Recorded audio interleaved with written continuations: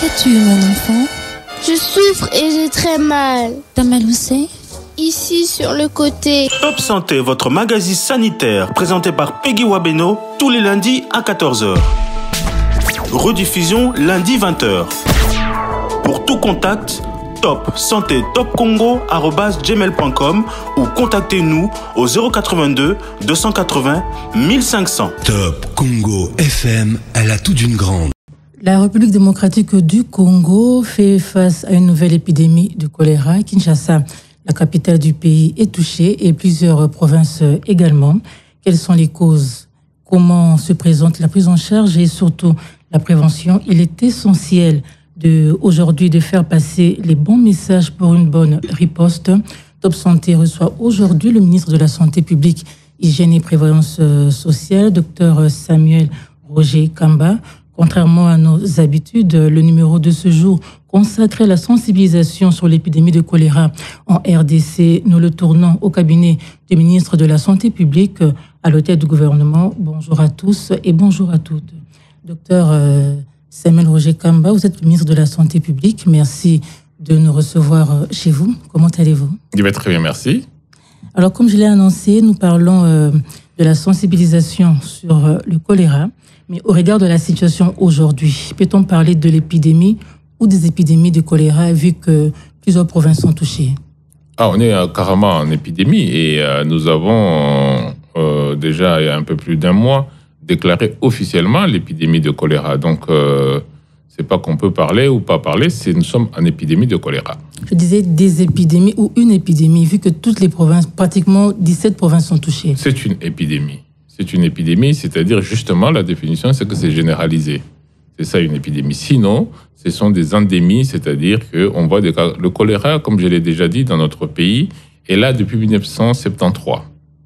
Et depuis 1973, le choléra n'est jamais parti et il reste sous forme endémique dans généralement 5 provinces de l'Est, c'est-à-dire le Nord Kivu, le Sud Kivu, le Tanganyika, le Haut-Katanga, le Olomami. Et le choléra est toujours là, de manière sporadique, plusieurs cas, et avec un nombre qui est défini comme endémique, en fait, un petit peu moins, autour de 1000 cas qui surviennent dans ces provinces-là, et avec un taux de mortalité qu'on appelle la létalité autour de 1%. C'est ça qu'on a toujours presque en permanence. Et maintenant, nous sommes en épidémie parce que, au-delà de ces provinces-là, beaucoup d'autres provinces sont touchées maintenant, d'une part, et puis d'autre part, le nombre de cas par semaine est très élevé. Je vous ai dit qu'on tourne autour de 1000 cas, maintenant on tourne autour du double de ça. Actuellement, au jour d'aujourd'hui, pour cette dernière semaine, qu'on appelle la semaine 28, nous sommes à 2200 cas. Et d'autre part, la létalité, c'est-à-dire la mortalité, est autour de 3% en général, de 2,3% en général, mais pour la semaine 28, nous sommes autour de 4% de létalité. Voilà pourquoi est-ce qu'on dit que nous sommes en épidémie. Et qu'est-ce qui a contribué aujourd'hui à la recrudescence du choléra? Plusieurs choses. La première, c'est d'abord, je rappelle que cette maladie est une maladie de main sale. C'est-à-dire c'est une maladie transmissible par l'eau, l'eau que l'on consomme. C'est transmissible par les mains qui peuvent être contaminées, notamment après avoir été aux toilettes sans se laver les mains. Et ça peut être contaminé par les aliments qui ne sont pas assez bien préparés ou qui sont préparés, qui sont des aliments frais, nettoyés avec de l'eau qui n'est pas propre. Donc ça, ce sont les causes qui font que la bactérie peut se retrouver dans le corps de quelqu'un. Cependant, qu'est-ce qui a entraîné l'épidémie? C'est le premier facteur, ce sont les inondations. Et parce que quand on regarde le mouvement de la maladie, on voit qu'elle vient de l'Est, donc la maladie vient de l'Est vers l'Ouest. Et qu'est-ce qui s'est passé? Il s'est passé ces grosses inondations que vous avez suivies dans le Tanganyika, qu'on a suivies même ici à Kinshasa. Et donc ces inondations ont fait que la bactérie est sortie donc en fait au niveau de l'eau qui est à portée des mains des populations. Donc les inondations, c'est la première cause. La deuxième cause, c'est le déplacement des populations. Vous savez qu'avec la guerre, les populations se déplacent, mais quand les populations se déplacent, les conditions d'hygiène ne sont pas très bonnes. Et donc ça, c'est la deuxième cause. Et d'ailleurs, le premier cas qui est arrivé à Kinshasa, c'est un policier qui est venu de la zone occupée vers Kinshasa. C'est le premier qui est arrivé avec ce cas-là. La troisième raison, ce sont nos comportements humains. Vous savez, quand on regarde cette maladie, on voit bien qu'elle suit les cours d'eau. Je vous ai dit que c'est une maladie causée par l'eau, de manière générale. Et donc les villages riverains sont fortement exposés. Voilà, sont fortement exposés. Jusqu'ici, à Kinshasa, quand on arrive au point d'entrée, par exemple, au niveau du pool, qu'est-ce qu'on constate comme comportement des gens? Les gens sont en train de faire leur toilette, leur sel, dans l'eau. C'est la même eau qu'on utilise pour laver les enfants, pour laver les assiettes. C'est la même eau qu'on utilise pour parfois préparer à manger. Et donc, c'est ce comportement-là d'hygiène qui pose problème. Et l'autre comportement d'hygiène qui pose problème, c'est tous ces gens qui font leurs besoins à l'air libre. Ils font leur caca, leur sel à l'air libre. Bien sûr, vous contaminez le sol. Et vous contaminez le sol, quand il y a inondation, l'eau se mélange. Et donc, au-delà des inondations, au-delà des déplacements de la population, il y a le comportement que nous avons qui expose à cette maladie-là. Et aujourd'hui, Kinshasa, par rapport aux autres provinces? Alors, d'abord, je dois dire que nous sommes aujourd'hui à 16 provinces touchées. Vous savez, nous, on monitore chaque semaine. La semaine passée, j'avais dit qu'on était à 17 provinces. Voilà. Nous sommes à 16 provinces pour cette semaine. Et la semaine passée, en tête, on avait la Chopo, suivi de Kinshasa, suivi du Sud Kivu. Aujourd'hui, nous sommes toujours avec la Chopo en tête, suivi du Nord Kivu, suivi de Kinshasa, ensuite suivi du Sud Kivu, Maniema. Et donc, on voit toujours cette grande concentration de cas de choléra à l'Est. Et bien sûr, à Kinshasa, Kinshasa est troisième aujourd'hui, avec un peu plus de 270 cas. Donc, la Kinshasa a régressé, ça veut dire que la situation s'améliore? C'est pas que on monitore semaine par semaine. Donc, pour l'instant, sur le plan de santé publique, je ne vais pas encore donner une tendance. Ce que je peux dire, tout simplement, c'est que la semaine passée, on avait plus de 300 cas à Kinshasa. Cette semaine, on a 270 cas.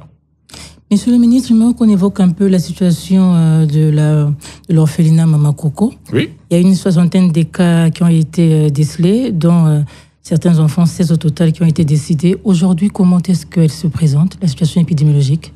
La situation épidémiologique reste la même, c'est-à-dire que les cas sont pris en charge. Donc là, il n'y a plus de danger. Comme ça, ce qui s'était passé à l'orphelinat, malheureusement, c'est une prise en charge qui a été retardée. Parce que, encore une fois, je répète, et c'est le message peut-être le plus important, dès lors que vous avez des symptômes, et les symptômes ne sont pas compliqués, c'est diarrhée et vomissement. Dès lors que vous avez ces symptômes-là, ces signes-là, allez au centre de santé le plus proche et le plus rapidement possible. Pourquoi? Parce que cette maladie déshydrate, fait perdre de l'eau très, très rapidement. Même si on est en bonne santé. On n'est plus en bonne santé quand on attrape. Justement, quand on attrape ça, on commence à faire une diarrhée qui ne s'arrête pas.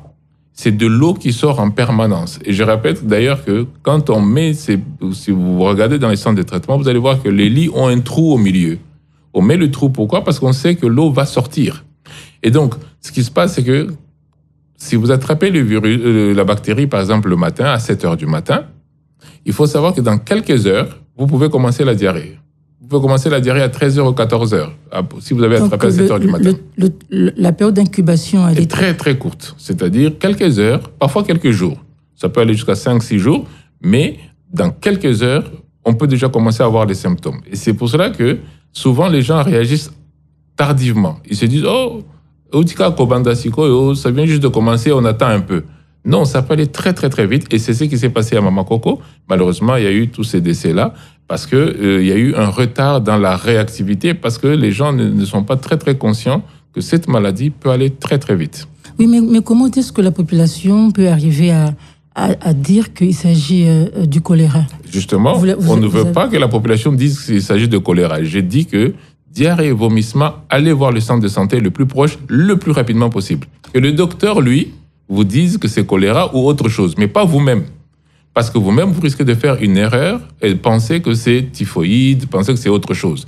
Je dis et je répète, le message, c'est que diarrhée, vomissement, allez au centre de santé le plus rapidement possible. Est-ce que toutes les personnes présentent les mêmes symptômes? C'est toujours les deux mêmes symptômes. C'est pas très compliqué. Diarrhée, vomissement.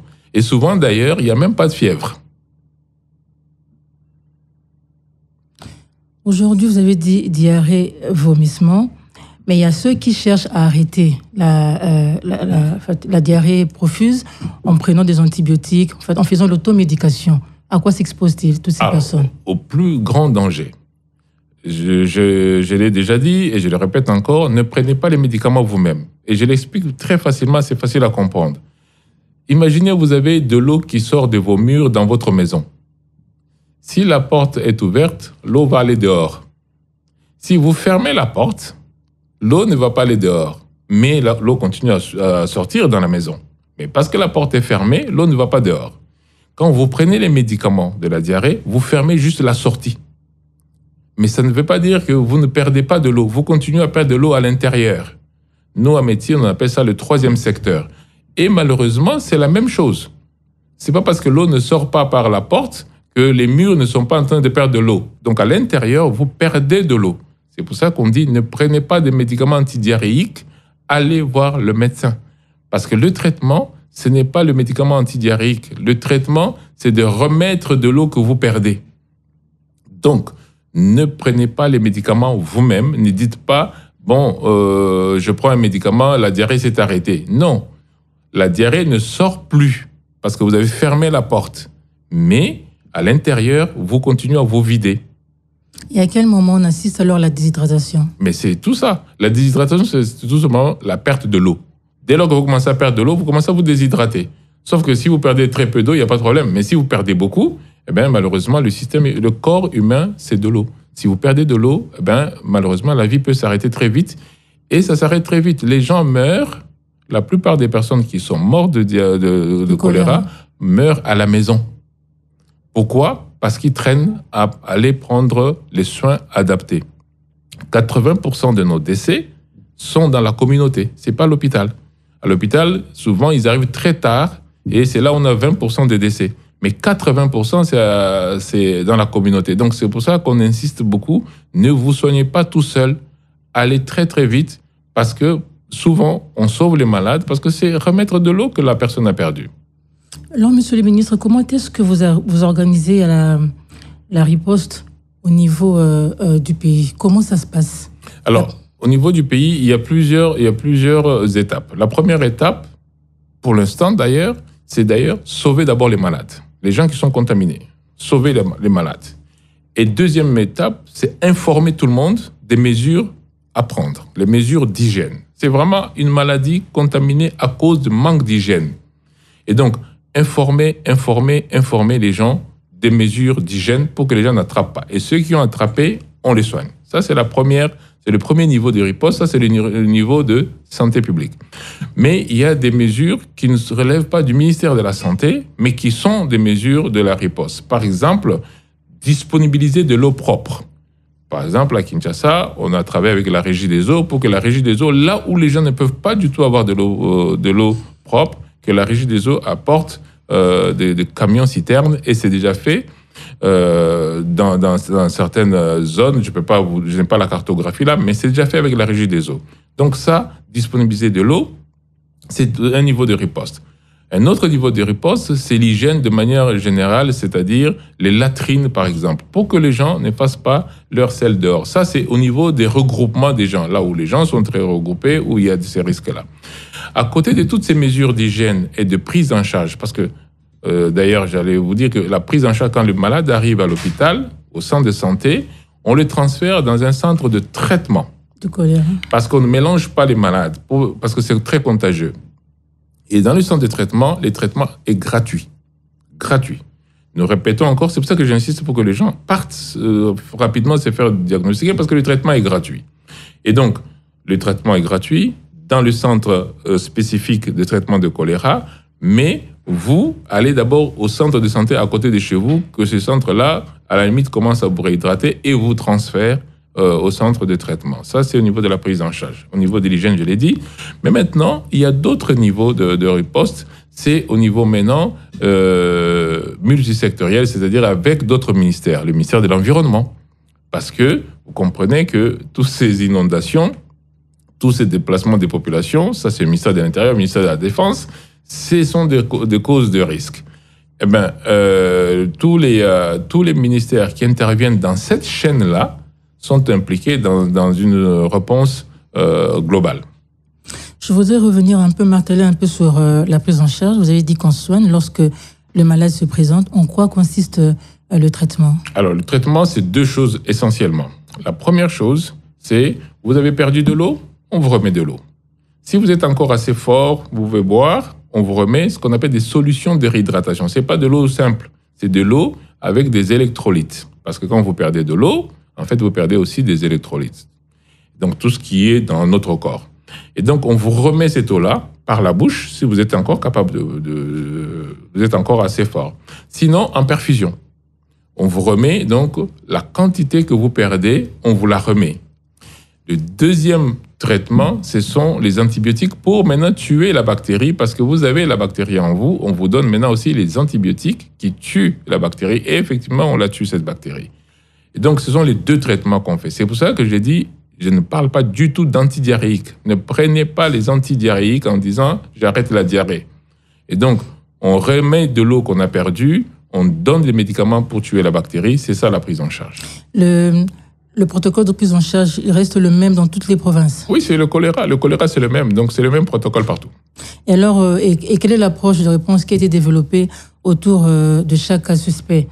Par exemple, le cas de Maman Coco. Mais je viens de vous dire, la réponse, c'est la même. C'est-à-dire, il faut ramener la personne le plus rapidement possible au centre de traitement pour avoir ces deux traitements-là. C'est la même chose partout. Et c'est proche alors qui est exposé aussi, alors, parce que le choléra est... Ah oui, ça c'est une bonne question parce que ça pose la question de la vaccination. Alors, parce qu'on vaccine aussi. Oui. Comme c'est une réponse très rapide, enfin c'est une épidémie très rapide, dans les zones où le choléra était connu, comme j'ai dit à l'Est, il y avait 5 provinces, nous avions déjà un plan, et chaque année, on a un plan de vaccination. Chaque année, parce que je vous dis, c'est depuis 1973 que la maladie est là. Et donc, on avait déjà des vaccins pour ces zones-là. Maintenant, pour les zones où il n'y avait pas de choléra, nous avons fait la demande de vaccins. Malheureusement, il y a deux choses, c'est que ça prend du temps pour arriver. Mais deuxièmement, il n'y a pas assez de vaccins dans le monde. Je rappelle que actuellement, plusieurs pays ont le choléra. L'Angola a le choléra, la Zambie est en choléra, la Tanzanie est en choléra, le Sud-Soudan est en choléra. Donc, plusieurs pays au niveau régional sont dans l'épidémie. Ce n'est pas une épidémie de la RDC, c'est une épidémie régionale. Et tous ces pays-là demandent aussi les vaccins. Ce qui fait que la demande de vaccins, l'offre de vaccins au niveau mondial est très faible par rapport à la demande. Mais donc, tous ceux qui sont autour, qui ont peut-être été en contact avec le malade, au moindre signe, je vous ai dit que les signes peuvent arriver quelques heures seulement après. Oui. Au moindre signe, considérez que vous avez la maladie, allez voir le centre de santé.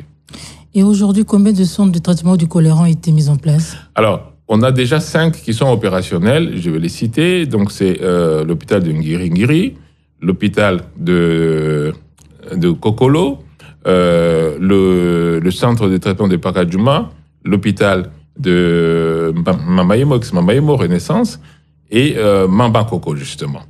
Et nous sommes en train de mettre pour Maluku 1, Kinkole et Bumbu.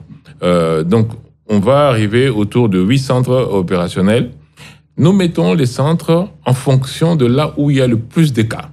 Et actuellement, on a plus de cas à Kokolo, à Limete, à Kingaboa. Kingaboa, notamment, à cause du comportement dont je vous ai parlé sur la rivière, sur le fleuve, où les gens font les sels dans la même eau qu'ils utilisent pour leurs besoins essentiels. Et lorsque la prise en charge est précoce, quel est le pronostic vital? On sauve quasiment tous les malades. C'est vraiment quand la prise... Je vous ai dit, le risque là, c'est perdre de l'eau. Si on vous prend tôt, on vous sauve. Aussi simple que ça. Mais, Excellence, il y a quand même des petits problèmes qui ont été relevés, notamment en province. Oui. À Kisangani, à Kwamut, on parle des carences des médicaments. Il n'y a pas de médicaments pour assurer la prise en charge des malades. Non, nous avons des médicaments pour tous les malades. On a reçu, avec la Banque mondiale, avec l'UNICEF, avec l'OMS et avec le gouvernement, on a assez de médicaments pour tout le monde. Il peut arriver, notamment dans la Chopo, la difficulté d'acheminement, parce que la Chopo, c'est malheureusement souvent par rivière qu'il faut aller atteindre les zones de santé. Et c'est souvent la difficulté d'acheminement, comme dans le Maïndombe d'ailleurs aussi, il y a la difficulté d'acheminement qui fait que les médicaments peuvent arriver en retard. C'est vraiment ça la difficulté logistique. Mais les médicaments, on en a assez pour tout le monde. Le Burundi, l'Ouganda touchés également par le choléra. Ce sont des pays voisins. Quelles sont les dispositions qui ont été prises au niveau des frontières? Alors, je vous ai dit qu'il y a déjà plusieurs pays. Je vous ai cité l'Angola, je vous ai cité la Zambie, je vous ai cité le Sud-Soudan, je vous ai cité la Tanzanie, je vous ai cité tous ces pays-là. Au niveau des frontières, nous avons un programme du ministère de la Santé qui s'appelle le Programme national d'hygiène aux frontières. Ce programme-là, son but, c'est de détecter les cas suspects de maladies, quelle que soit la maladie, vers ceux qui entrent dans notre pays ou ceux qui sortent de notre pays. Donc, l'hygiène aux frontières contrôle. Mais comme je vous ai dit, cette maladie ne donne souvent pas de fièvre. Et donc, si la personne n'a pas de diarrhée, n'a pas de vomissement, on ne peut pas savoir qu'il est malade. Mais toutes nos frontières sont contrôlées par l'hygiène aux frontières et c'est comme ça que nous pouvons, nous, effectivement, éviter la propagation. Mais ce n'est pas une maladie qui est seulement chez nous, elle est aussi ailleurs. Donc, dans les deux sens, on peut se contaminer. Les Burundais peuvent nous contaminer comme nous, on peut les contaminer. Et si on fermait les frontières? Mais ça ne change strictement rien. Parce que comment vous allez fermer un cours d'eau? Je vous ai dit que le virus, la bactérie se promène par l'eau. Donc, ce n'est pas en fermant les frontières. Et puis, ce n'est pas une maladie, c'est une maladie qui se contamine, je vous ai dit, par les mains sales. Ce n'est pas en fermant les frontières, c'est en lavant les mains, c'est en évitant de boire de l'eau contaminée, c'est en lavant les légumes. On a parlé également de l'afflux, les déplacements. Oui, mais ça, c'est à l'intérieur du pays, à cause de la guerre. Ça, c'est l'hygiène. J'ai dit qu'à cause de ce mouvement des populations, l'hygiène se dégrade et la bactérie se contamine. Excellence, aujourd'hui, on parle également de la sensibilisation au choléra pour réussir la riposte. Mais on a l'impression qu'à Kinshasa, ce n'est pas tellement le cas, comme ça a été avec Covid-19. C'est l'exercice que nous sommes en train de faire avec vous là. Nous sommes en train de sensibiliser justement pour que les gens comprennent de quoi il s'agit. Nous avons lancé toute une campagne de communication, vous allez sûrement la voir d'ailleurs avec les artistes, avec tout le monde, pour sensibiliser la population à ces mesures d'hygiène qui sont des mesures que tout le monde peut faire. C'est pas... Et quelles sont ces mesures? Mais j'ai répété, vous lavez les mains, surtout après avoir été aux toilettes. Vous consommez de l'eau propre, de l'eau prévue pour boire. Vous lavez les légumes et les fruits avec de l'eau propre. Vous préparez vos aliments suffisamment, c'est-à-dire vous chauffez suffisamment parce que la bactérie est détruite dès qu'on fait bouillir, la bactérie est détruite. Donc, préparez bien les aliments et surtout, au niveau des points d'entrée, c'est-à-dire au niveau des rivières, évitez d'utiliser la même eau pour faire vos toilettes, pour manger et puis pour boire. C'est cette eau-là qui vous contamine. Ce sont des mesures d'hygiène. Et puis, au niveau des points d'entrée, on voit aussi beaucoup de nos compatriotes qui font leur sel dehors, à l'air libre. Et ça, malheureusement, vous mettez la bactérie dans l'environnement et dès qu'il y a un peu d'eau, voilà, vous contaminez tout le monde. Monsieur le ministre, c'est vrai que vous avez dit que vous travaillez avec la Régie des eaux pour résoudre le problème d'accès à l'eau potable. Oui. Mais vous savez autant que moi que c'est difficile. Toutes les zones ne sont pas couvertes. Oui. Mangafoul également, il n'y a pas d'eau. À Matadi-Mayo, il n'y a pas d'eau. Vous ne citez que ces deux quartiers-là. Oui. Alors, comment toutes ces personnes-là peuvent avoir accès à une eau potable? D'abord, ça me permet aussi de donner une autre information, c'est que je viens de vous dire que dès que l'eau est bouillie, la bactérie est tuée. Donc, pour ceux, par exemple, qui utilisent l'eau de puits, vous savez, si vous prenez le camp Kokolo, c'est un terrain marécageux. C'est-à-dire qu'il il y a facilement contamination entre l'eau de pluie et l'eau qui suinte au niveau des marécages. Et donc, en ce moment-là, ne considérez pas que l'eau de votre puits est saine. Faites bouillir cette eau-là. Et ça, c'est partout aussi où est-ce qu'on n'a pas accès nécessairement à l'eau d'origine des eaux. Il faut bouillir de l'eau avant de la boire. Il faut bouillir de l'eau avant de l'utiliser pour nettoyer vos légumes et tout ça. Il faut que l'eau soit saine. Mais les gens pensent que quand on dit eau de forage, ils sont sécurisés. Mais c'est pour ça que j'en profite pour donner cet exemple de Kokolo où on voit bien que le terrain marécageux peut contaminer les puits. Et donc, ne considérez pas que l'eau de puits est sécure. Faites bouillir cette eau-là pour vous assurer à 100% qu'il n'y a pas de bactéries. Si vous faites bouillir de l'eau, il n'y aura plus de bactéries dedans à 100%.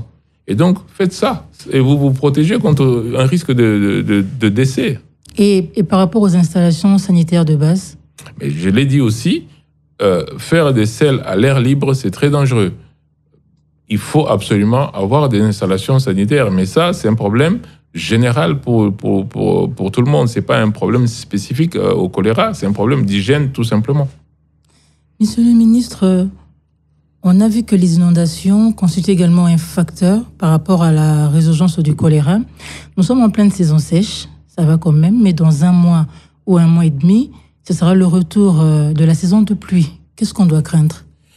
D'abord, nous faisons tout pour que l'épidémie s'arrête avant ça. Je vous rappelle que cette épidémie est dans notre pays depuis 1973 et qu'elle est toujours là, ce choléra. Et il ne va pas partir maintenant. On essaie de l'éliminer depuis très très longtemps, depuis plus de 50 ans. Mais effectivement, les inondations sont un vrai problème et notre stratégie, c'est d'essayer d'arrêter l'épidémie avant le retour de la saison des pluies, parce qu'on sait que si les bactéries sont toujours là et qu'il y a encore d'autres inondations, eh bien, elle va se promener. Donc notre stratégie, c'est d'essayer d'arrêter le plus tôt possible l'épidémie pour que la saison de pluie ne renforce pas la situation. Et vous allez y arriver? On est obligé d'y arriver en tant que pays. Si on n'y arrive pas, ça veut dire qu'on accepte de vivre dans une épidémie encore plus grande. Non, on doit y arriver. Et qu'est-ce que cela implique pour relever ce défi? Ça implique d'une part que que toute la population soit d'abord consciente que chaque fois que vous ne tombez pas malade, vous protégez quelqu'un d'autre. Mais si vous-même, vous négligez votre hygiène, vous faites circuler la bactérie. C'est pour ça que la communication, la sensibilisation est très importante. Deuxièmement, ça implique que nous, au niveau du ministère de la Santé, nous puissions soigner tous les malades le plus rapidement possible pour arrêter la chaîne.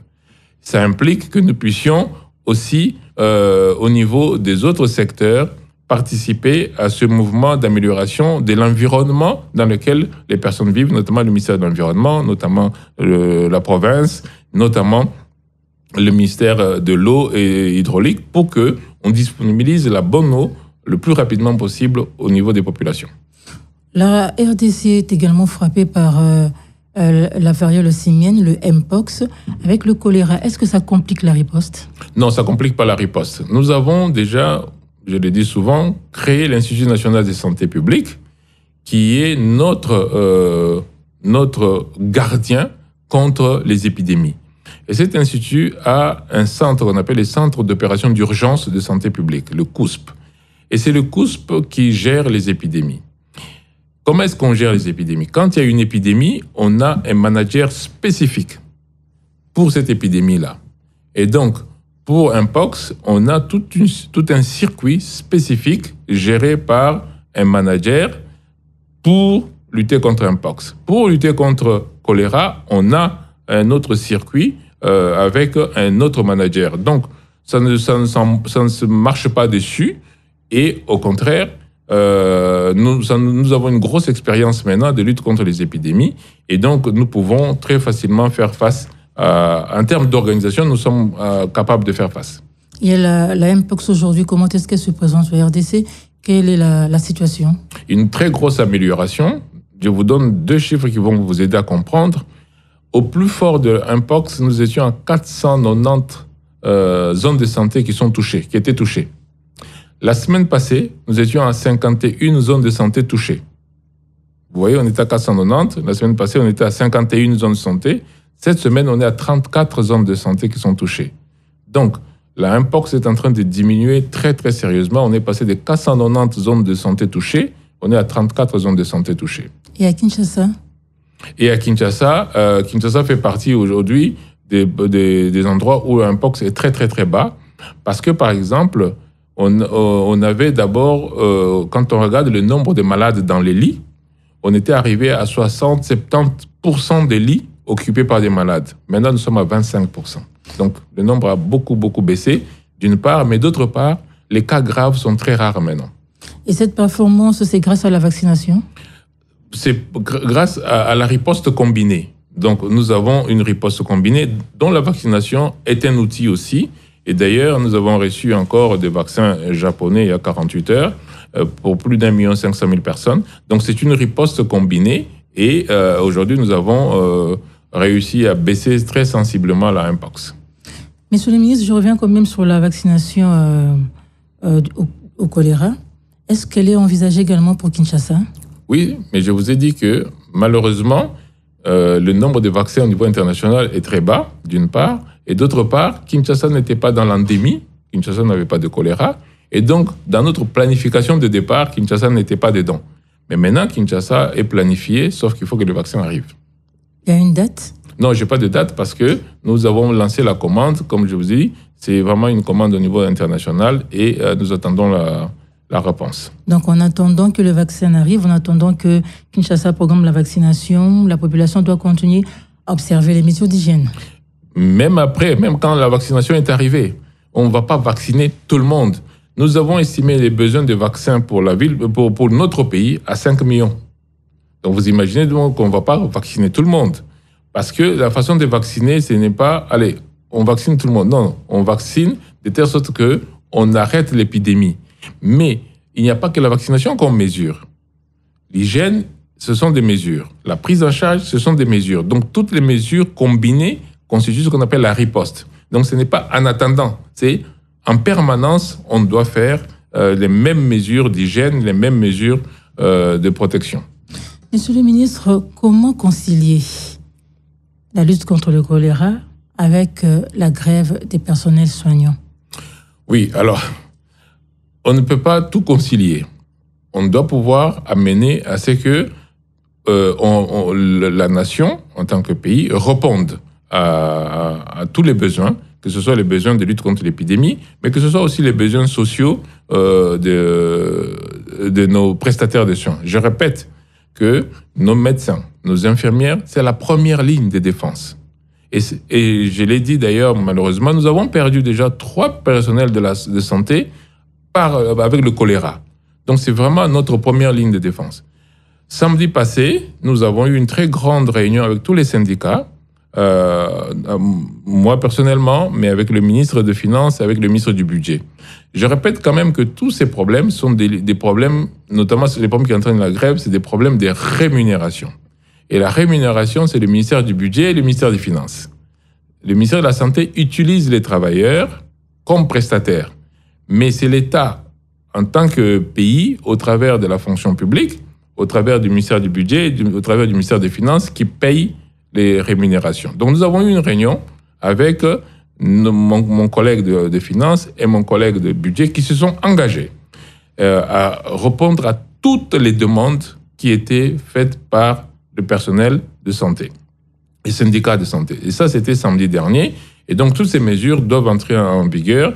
Mais je pense que les prestataires veulent voir déjà l'effectivité. Mais la réunion a eu lieu samedi. Mais cela ne les a pas empêchés à observer quand même un service minimum? Oui, mais parce que la réunion a eu samedi. Vous savez, chat échaudé craint l'eau froide. Hein? Comme souvent on leur a promis et puis ça ne s'est pas fait, ils disent attendons voir les mesures. Mais nous avons pris des mesures avec eux et nous avons signé le PV avec eux, avec tous les syndicats, le samedi passé. Et donc les mesures doivent entrer en vigueur cette semaine. Excellence, on termine déjà, mais j'aimerais que vous puissiez aussi vous adresser à la population congolaise en Lingala par rapport au choléra. Oui. Bon, on a beaucoup de Lingala, et ça que tous les bokono moko ya mabe kombo nango choléra. Bokono wana ezo uta na salité. Salité ya maboko, salité ya mai, salité ya biloko tozolia. Ce qui bozu bokono wana, malheureusement, na lombango il faut qu'on ait un centre de santé. Na lombango penza parce que beaucoup non ils appellent ça ba signe mi balé. Signe liboso ezali pulu pulu. Pulu pulu wana e kata nakate. Pulu pulu de diarrhée. Diarrhée. Signe mi balé ezako sanza. Ceux qui osent na signe mi balé wana pulu pulu nako sanza kenda na centre de santé ya pembeni na yo. Kozelate kolobate na melanano kisi natala nanu parce que leur ozole kisawana okope ko kozwa risque ya kokufa parce que pulu wana ekobombayo très très rapidement. Parfois en quelques heures okokufa po ozo umela. Donc première chose kenda lombango na centre de santé po bakenda otalayo. Mais na mikolo nyonso na ndako na yo tala mai ozomela. Mai wana ifo ezala mai ya propre. Mai ya propre nde kozwa pe pona kosokola basani na yo, kosokola biloko kolia, kosokola ba fruits, kosokola ba légumes. Mai ya propre nde kosokola maboko soki olingi olia. Ya misato makambo ya toilette, makambo ya okenda na simandako. Kokenda simandako ya libanda bozotika bokono na kati ya mabele na bino pe okota na mai oyo bokomela. Donc kokenda na sima ndako il faut kenda na toilette et na sima wana kosokola maboko. Pona bato oyo bazofanda pembeni ya mai. Botika kosala ba besoin na bino na kati ya mai oyo bozosokola nango pe oyo bozomela pe oyo bozozwa pona kosala ba kolamba biloko bokolia. Bokono wana ezali penza bokono makasi po ezoboma mbangu penza. Ezali na Kinshasa, ezali pe na ba province ebele. Pona ko bongisa, pona ko kata bokono wana vraiment ezali makambo ya hygiène. Hygiène. Eza eloko mususu te. Mais soki mutu ayoki message wana ayebisa pe bato ba pembeni na ye. Ezate que ngai naza na hygiène pembeni na ngai ezate nazoki pete. Po ceux qui euti et pas voisin comment paye pas yo. Monsieur le ministre, on a terminé. Merci d'avoir répondu à notre invitation. Merci beaucoup. Voilà, c'est la fin de cette émission. Fidèles auditeurs de Top Congo FM, chers amis de Top Santé, je rappelle que nous avons reçu aujourd'hui le ministre de la Santé publique, Hygiène et Prévoyance sociale, Dr Roger Samuel Kamba. Avec lui, nous sommes revenus sur la sensibilisation autour du choléra. L'épidémie a été déclarée au pays, vous le savez, beaucoup de cas ont été enregistrés et 16 provinces sont aujourd'hui touchées dans Kinshasa. L'épidémie de choléra sévit. Il est important d'identifier les symptômes pour pouvoir vite consulter. Diarrhée, vomissements qui peuvent entraîner une déshydratation et conduire à la mort. Chaque minute compte. Si vous observez ces signes, consultez, mais observez aussi les mesures d'hygiène qui ont été édictées. C'en est fini pour aujourd'hui. Merci à l'équipe technique qui m'a accompagné. Pascal Kalambay, Dani Zayobi et Jacques Nzinga. Merci d'avoir été avec nous. On se retrouve lundi prochain pour un nouveau numéro. En attendant, prenez soin de vous. Maman, viens voir. Qu'as-tu, mon enfant? Je souffre et j'ai très mal. T'as mal où c'est? Ici, sur le côté. Top Santé, votre magazine sanitaire, présenté par Peggy Wabeno, tous les lundis à 14h. Rediffusion lundi 20h.